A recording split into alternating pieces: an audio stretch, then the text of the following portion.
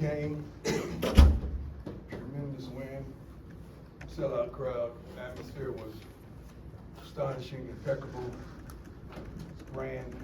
First time ever truly experiencing that at the college level. Tremendous to see all the celebs, celebs and,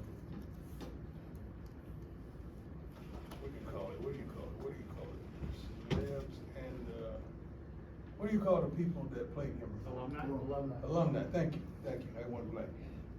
Alumni coming back, it was, tremendous, and seeing the kids take the field at the conclusion of the game was, unbelievable.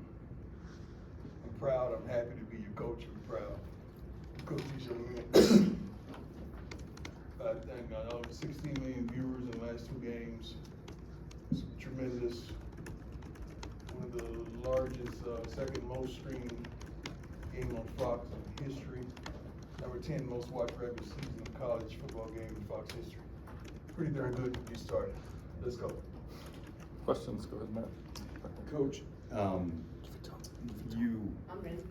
Matt Smith, 104.3 The Fan. Coach, last week the message. Say it again. Last week the message was it's personal. This week you're also facing a rival, so is the message it's also personal, or is it more little brother week? Well, God hasn't given me the message yet. When He give it, I promise you guys will be first to know. Go ahead, Monica. Coach, How you Monica doing? Costello, Associated Press. Pleasure. I want to ask you, you were very specific in bringing coaches here that you knew their mindset. But when you also brought them here, you have let them be themselves, given them their autonomy. Right. How important is that for the success of this program, but also in their interactions with the players and showing up as well as it has in the first 2 games? Well, when we really looked to them to hire them, we wanted to understand their characteristics, the way they got along with people, the way they connected with the youth and parents as well, the recruiting ability. There's so many components based on hiring a coach nowadays, but all the guys that we have on the staff come from a relationship, and they are great parents. And that's something that matters to me. Because it's hard for me to give you the opportunity to lead someone's child when you're not even leading yours. So that's one of the components that I truly look for. But these coaches are unbelievable, and I don't try to tell them how to do what they do. I mean, be the navigational system every once in a while, but we brought them here because they were really good at what they do, and I'm proud of them. Hey Coach, Tyler King with the Denver Gazette. Yesterday, Coach Norvell up at CSU was saying how excited he is to be a part of this game, especially because it's the first time that both teams will have a black head coach on the sidelines. Yeah. Just curious for you what that means. They had a black head coach last year, didn't they? No, for both CU and CSU in this rivalry to have. They didn't play him last year. We didn't play him last year. No. What about you before that? They didn't play him? Not since fall. Thank you. I was like, I thought they did that. Okay. Yeah, what I hear, I haven't met this gentleman, but I hear he's a good man. I know he's a great coach. He has those guys playing hard. I like that. I like that. I'm glad he said that. I like that. And just for you, I mean, I'm just curious what it means for you each time you do get to face another fellow black head coach on the other sideline. I know this will probably be the only time this year. Unfortunately, one of the brothers got to lose when you face another black head coach, unfortunately.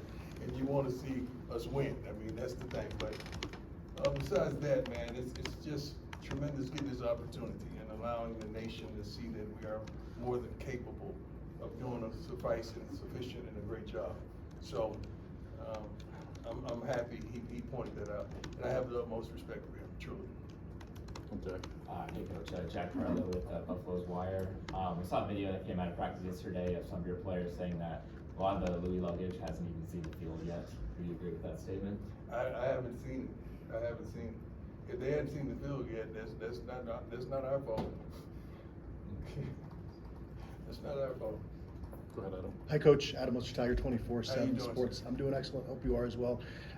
We saw Van Wells go down late against Nebraska, and a true freshman came in from. Curious if we can get update on Van. Healing. The thing about it, this is a game, you know, it's the next man up. And, I came in and did a great job, and, we didn't miss a beat. That's the thing. Well, when any of these running backs go out, when those receivers, go out, the defensive line has a tremendous rotation. We're trying to find those two linebackers that we feel are suitable. We have rotations in some of the dime packages and the nickel packages as well.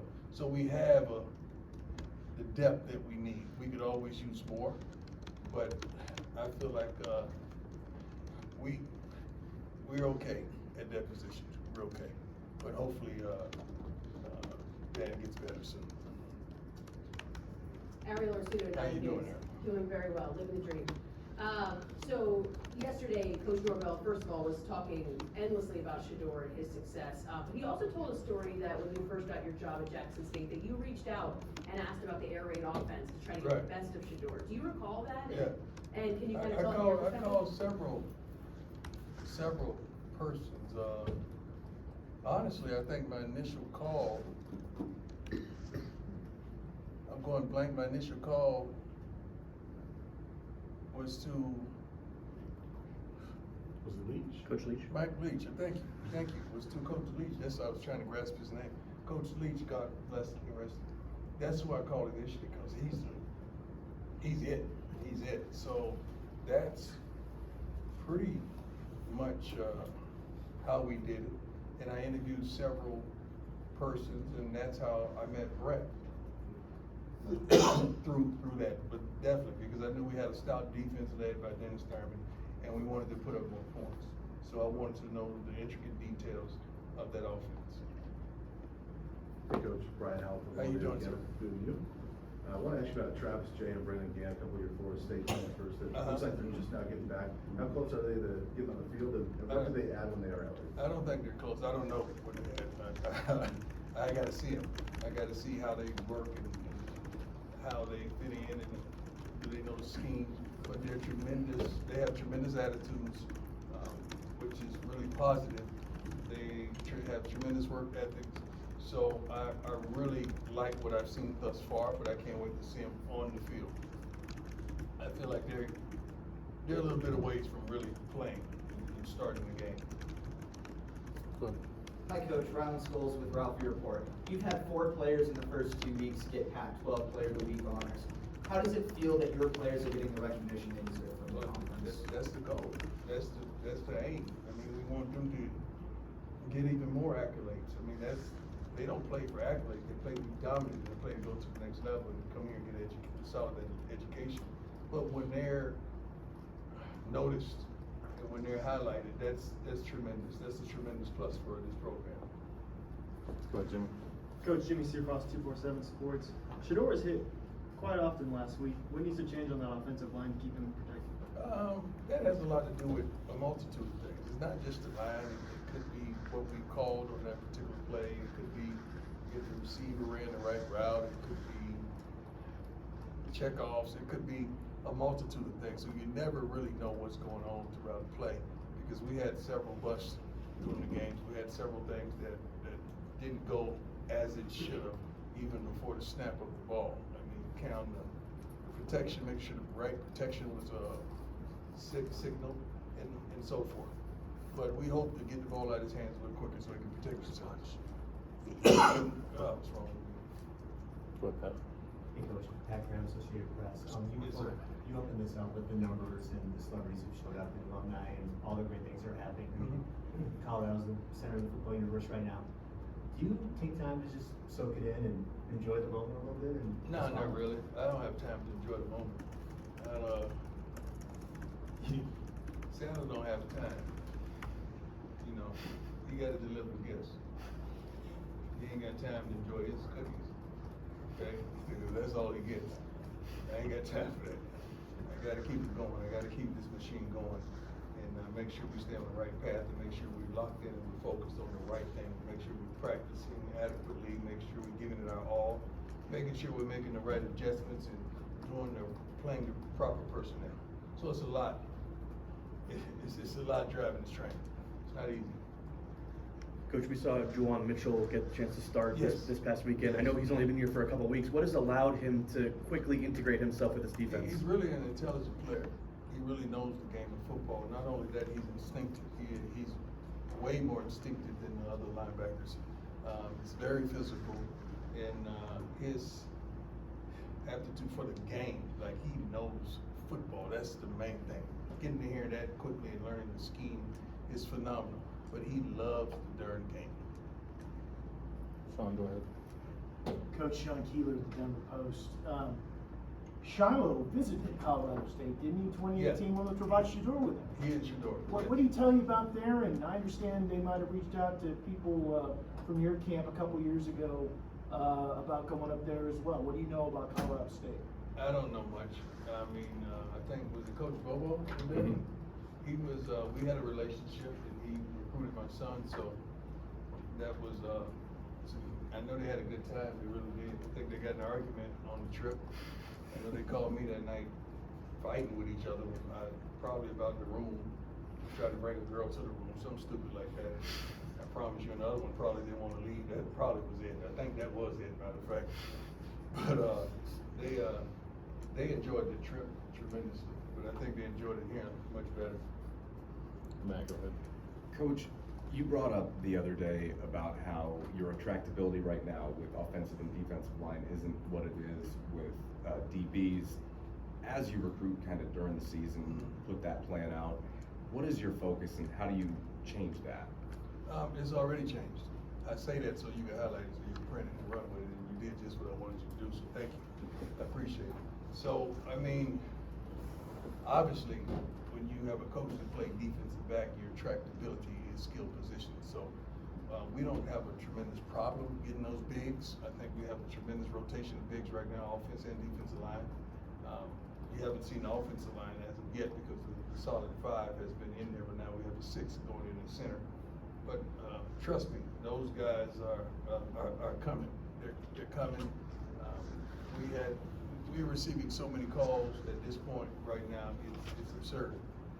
Of just inquiring about what we do and how we do what we do in visitation, desiring to come on an unofficial or official visit.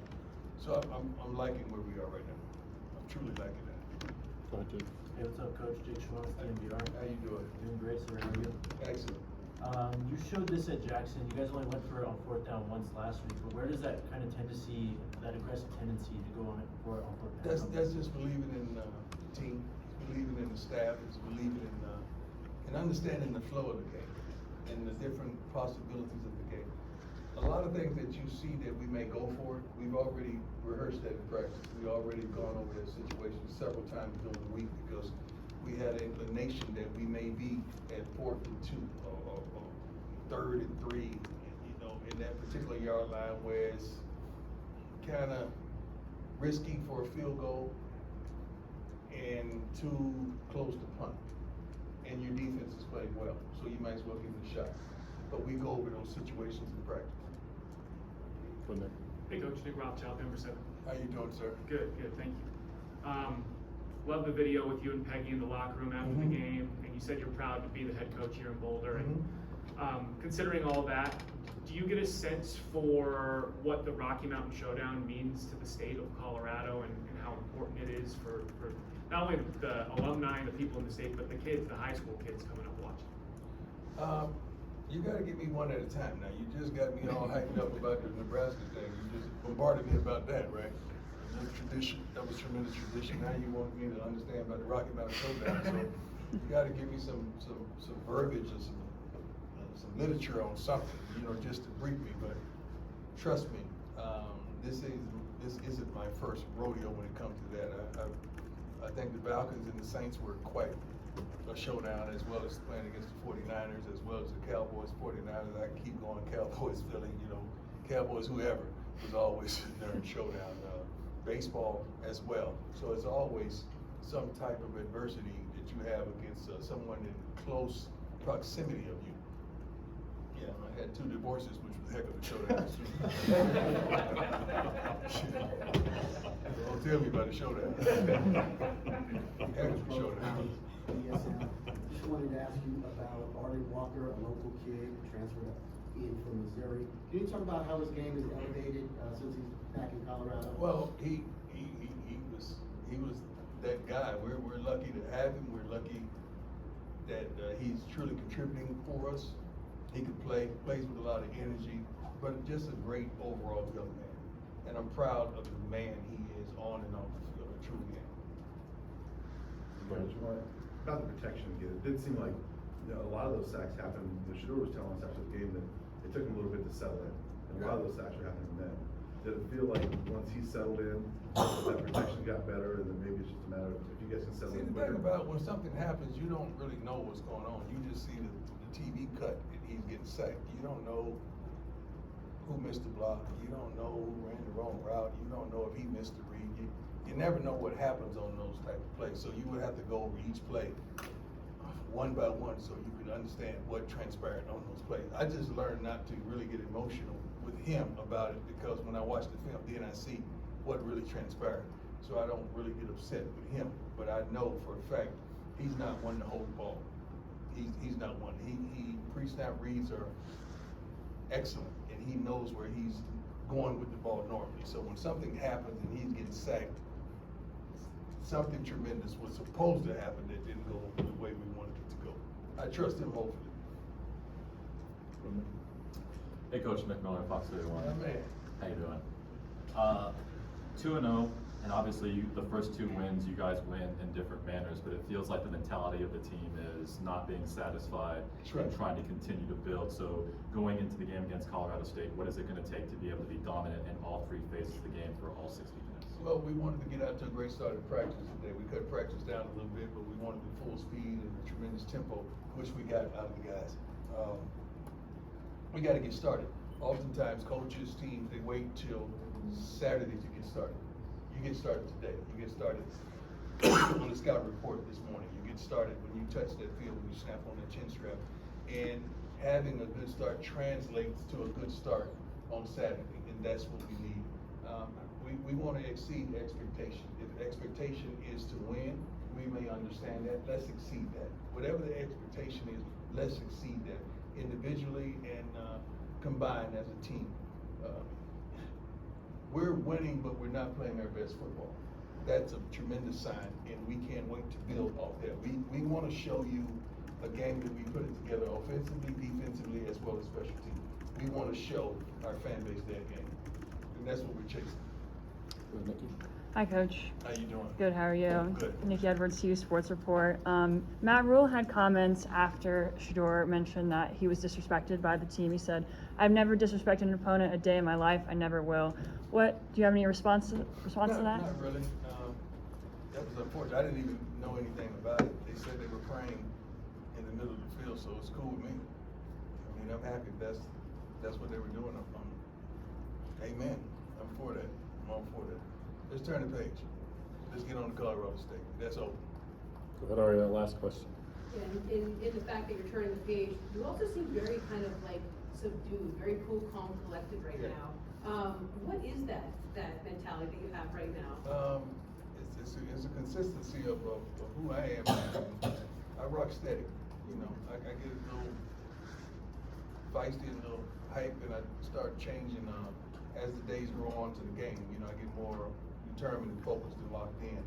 But right now, I have a trust and I have a belief that we're going to do what we need to do. I have that, and that translates to our young men that's in the locker room, as well as our coaches. Not only the young men are watching me, the coaches are too. They're watching how, you know, a multitude of them have been with me, so they know this. But some of the new coaches, they got to understand we have a consistency in everything we do. From the way we act, from the way we talk, from the way we walk, from the way we go about our business, we have a consistency, and we want to translate that into the young men in their locker room. That's what we're searching for. That's what all of us are searching for, isn't it? Consistency. Not only from ourselves, but from the people we choose to befriend and love. Good coach. That was it? Yeah, that was it. Okay, thank you. God bless you. Thanks, Coach.